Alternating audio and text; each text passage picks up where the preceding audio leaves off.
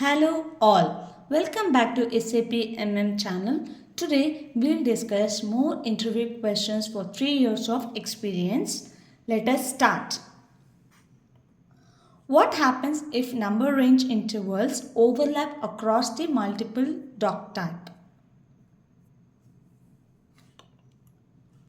What happens if number range intervals overlaps the across multiple doc types? This is the question.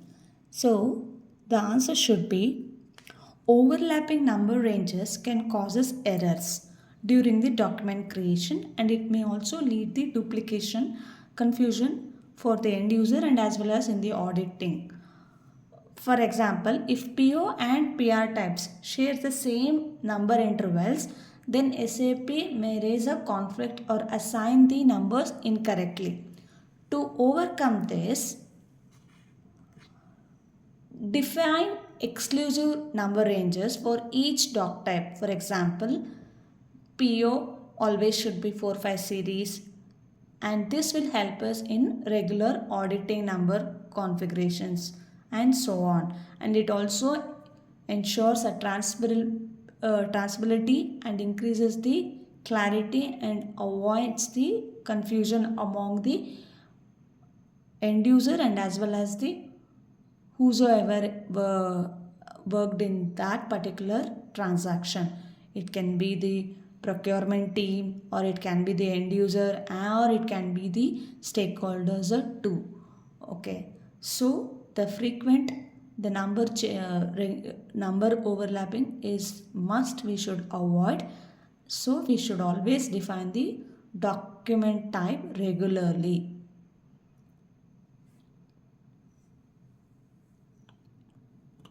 Moving on to the next question. In what business scenarios would you recommend using the external number ranges? Again, they're asking you in what scenario, how you will recommend the external number ranges. Since we have two number ranges, that is internal and the external number ranges, the question asked is only for in what business scenario you will recommend the external number ranges. The answer is external number ranges are useful when migrating the legacy data where document numbers must remain the consistent, and it is also used when regulatory bodies or the internal controls mandate or fixing the number formats. However, this requires a strict validation to avoid the duplication.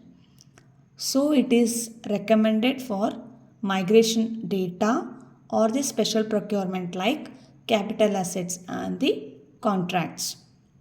So external number ranges are exclusively for external like legacy data migration or for the special procurement like capital assets or the contracts.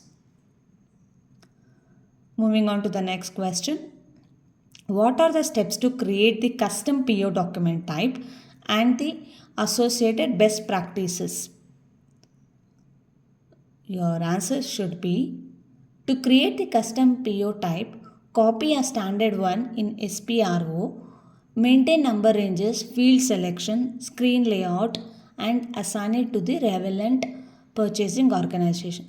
This depends upon the business requirement, the screen layout, field selection, and so on. Avoid the modifying the standard types directly. Clearly document the purpose and the test thoroughly. Custom type supports the specialized process like capital procurement or the project procurement. Here, whatever the customize starts with Z or Y, the T code or the document type, it starts with the Y or Z. Moving on to the next question. The client needs to procure office supplies monthly with a maximum cap of rupees 2 lakhs for the year. They want to single PO to manage it. Provide us the solution. This was the question asked. So the answer should be use the document type FO. Here the answer is like you should suggest the blanket PO order or the framework order. Here the document item category will be B, and it is asking that you can strictly say that you can use it the blanket PO or the framework order. Maintain the validity dates and overall limit in the PO header, and no need to maintain the line item quantity. Use the ME2K T code to monitor the consumption against the purchase order and enable the, as I said, the item category should be B. This is the answer you should provide when you ask the such scenario based question. Moving on to the next question. How do you scheduling the agreements differ from the basic quantity contracts in SAP MM?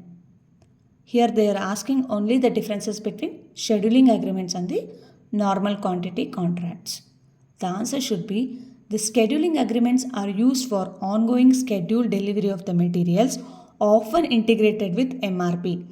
This enables the MRP mechanism. The scheduling agreements will provide the MRP mechanism, and they include the delivery schedules and suitable for just-in-time scenarios, wherein the quantity contracts in the other hand specifies a total quantity to be procured over a period of time without any fixed delivery dates. This is the maximum differences between the scheduling agreement and the quantity contracts. Moving on to the next question. Okay, that's all for this segment. Thank you all, and do subscribe.